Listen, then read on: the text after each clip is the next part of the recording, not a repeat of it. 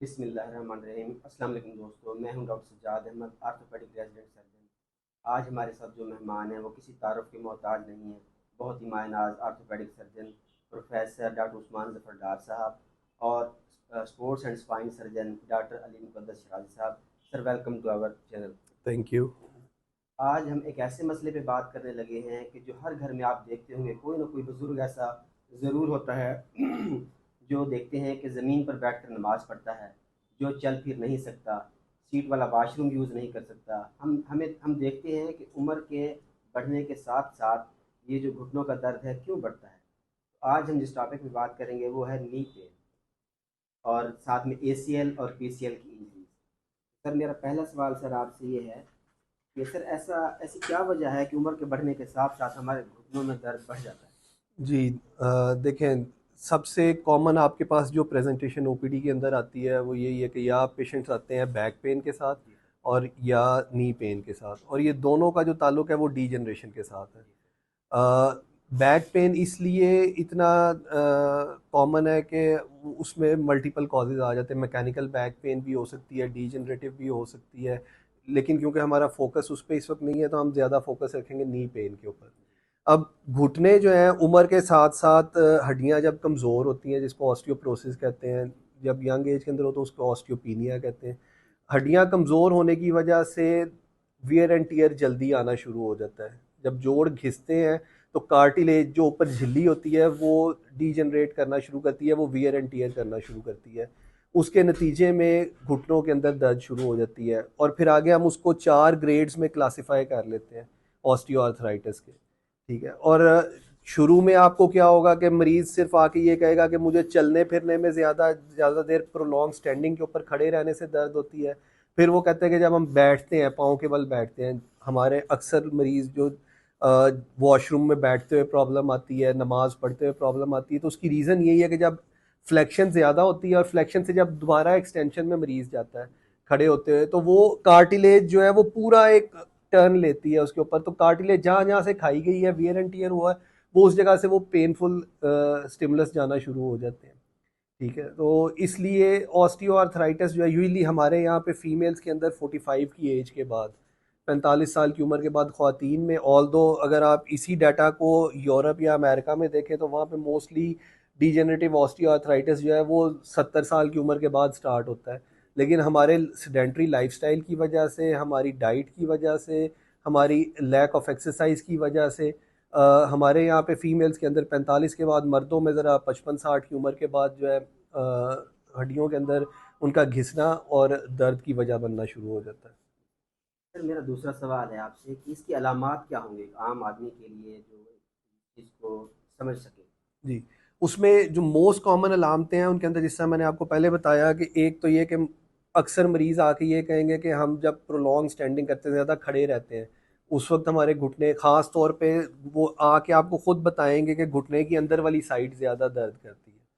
तो medial aspect इसलिए pen करता है कि मीडियल साइड पे वेट बेरिंग मैकेनिकली ज़्यादा होती है, इसलिए उसका वियर एंड टियर, उसका स्पेस रिडक्शन ज़्यादा होती है as compared to lateral side. ठीक है। दूसरा, मरीज़ आपको कहेंगे कि हम वॉशरूम में नीचे नहीं बैठ सकते हैं, हम ज़्यादा सीढ़ियाँ नहीं चढ़ उतर सकते हैं।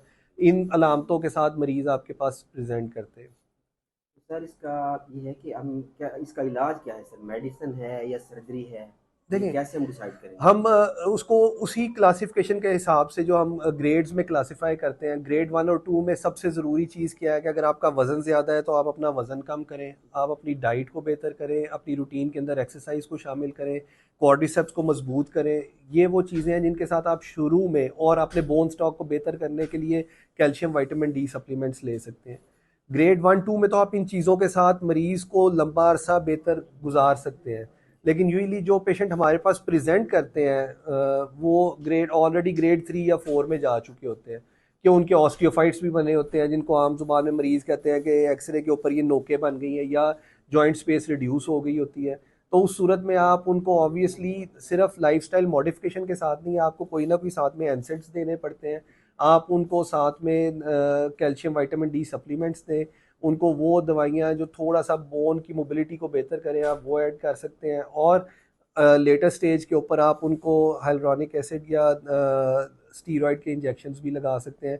लेकिन जो इसके अंदर ग्रेड 4 के अंदर आइडियल ट्रीटमेंट ऑफ चॉइस है वो ये है कि आप पेशेंट को नी रिप्लेसमेंट करें, ताकि उसको एक तो दवाइयों से निजात मिले और दूसरा उसकी मोबिलिटी बेहतर हो, वो अपना लाइफस्टाइल। मैं हमेशा मरीज़ को ये कहता हूँ कि आपकी क्वालिटी ऑफ लाइफ जो है वो मैटर करती है, वो इम्प्रूव होनी चाहिए। अगर मरीज़ की क्वालिटी ऑफ लाइफ अच्छी होगी तो उसकी अपने रोज़मर्रा के अंदर जो काम काज है उसका एटीट्यूड, उसका रवैया, वो वरना चिड़चिड़ापन आ जाता है आपकी तबीयत के अंदर, छोटी छोटी बातों पे गुस्सा आना, ये सब चीज़ें कोरिलेट करती हैं आपस में। तो इसलिए आइडियली ग्रेड 4 के ऊपर patient should opt for knee replacement. Sir ये नी रिप्लेसमेंट है, इसका जो सक्सेस रेट है सर कितना है?